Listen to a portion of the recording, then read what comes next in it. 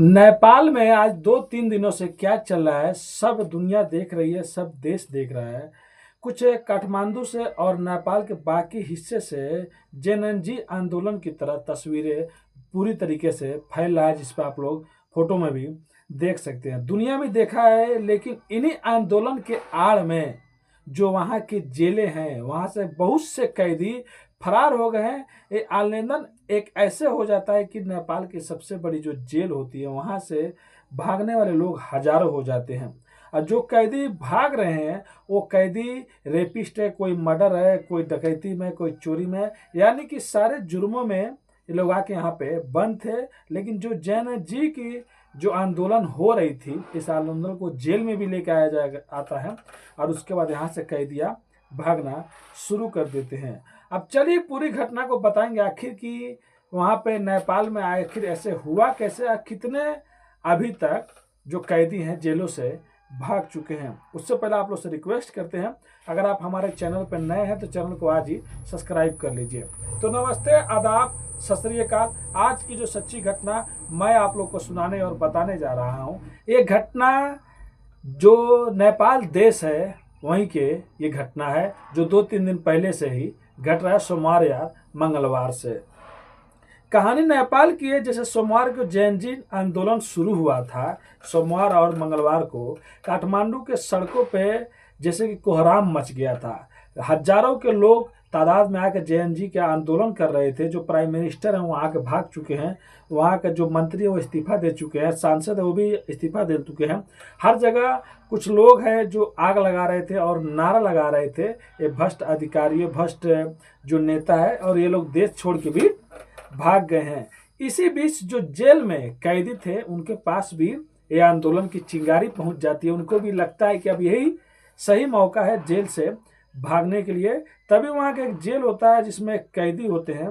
कैदी लोग साफ साफ पुलिस वालों से कहते हैं, आप समझ लीजिए 1000 कैदी हैं और 15, 20, 25 पुलिस वाले हैं, तो लोग कैसे संभाल पाएंगे।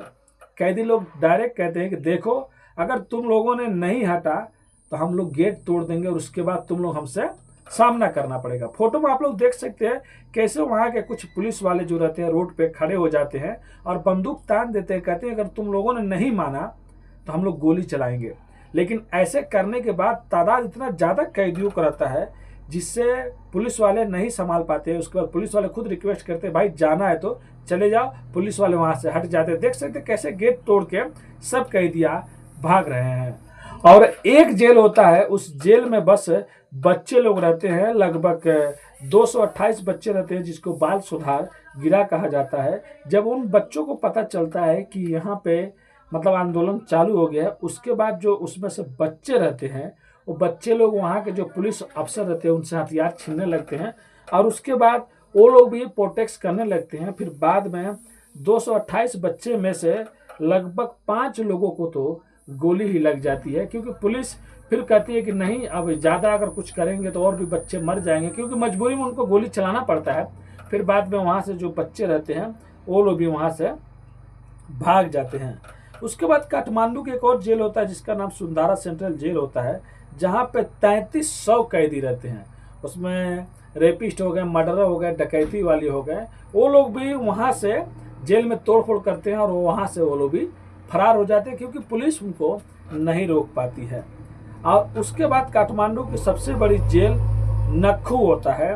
नक्खू में 4000 कैदी, 1400 कैदी रहते हैं। वो लोग भी वहाँ से तोड़फोड़ करके भागने लगते हैं, क्योंकि इन लोग की तादाद ज़्यादा होती है और पुलिस वालों की तादाद कम होती है। और पूरे नेपाल में हर जगह प्रोटेक्स हो रहा होता है, हर जगह जेएनजी के आंदोलन हो रहा होता है, हर जगह नारे लगा रहे थे।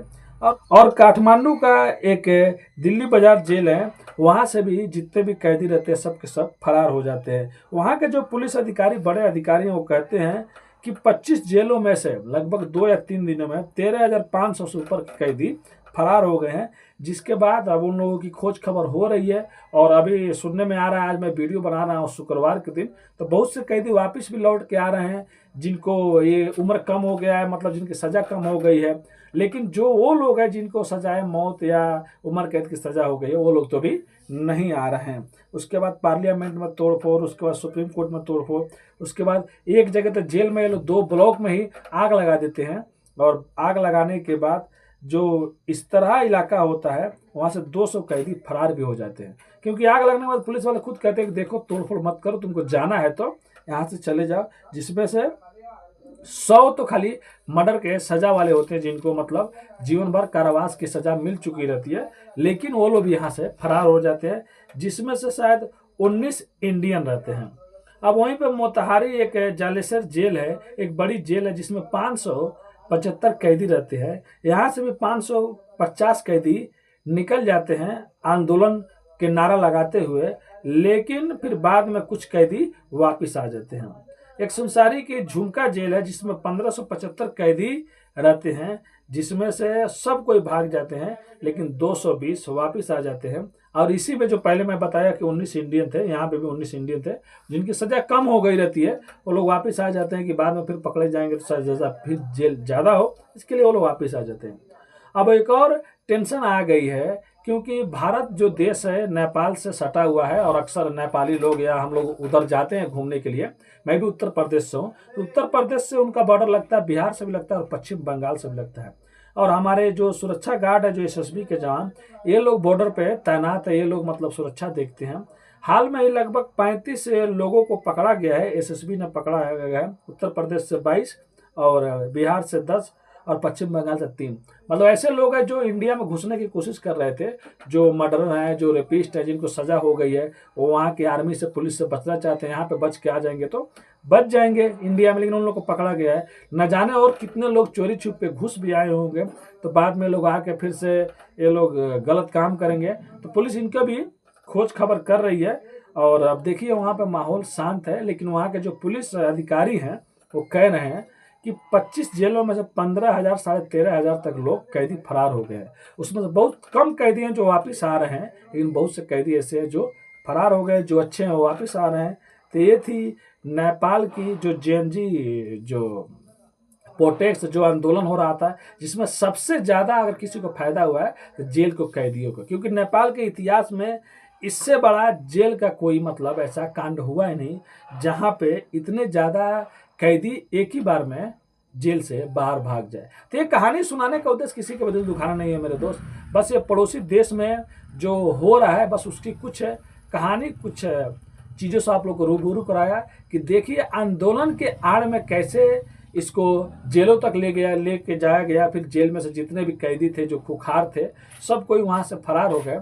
अब उन लोगों को डर सता रहा है जिनके घर पे ये लोग कभी कुछ कांड किए थे 5 साल 10 साल 15 साल पहले, और उन लोगों से केस चल रहा था। अब वो लोग भी डर रहे हैं, जो नेपाल के स्थानीय लोग होंगे, शायद ये लोग बाहर निकल के फिर से उनसे बदला नहीं लें तो तुम लोगों ने केस किया। लेकिन अब देखिए आगे जो भी आएगा मैं आप लोगों को कहानी में जरूर बताऊंगा। उससे पहले आप लोग से रिक्वेस्ट करता हूँ, अगर आप भी हमारे चैनल पर नए हैं तो चैनल को सब्सक्राइब कर लीजिए ऐसी कहानियाँ को देखने के लिए। धन्यवाद।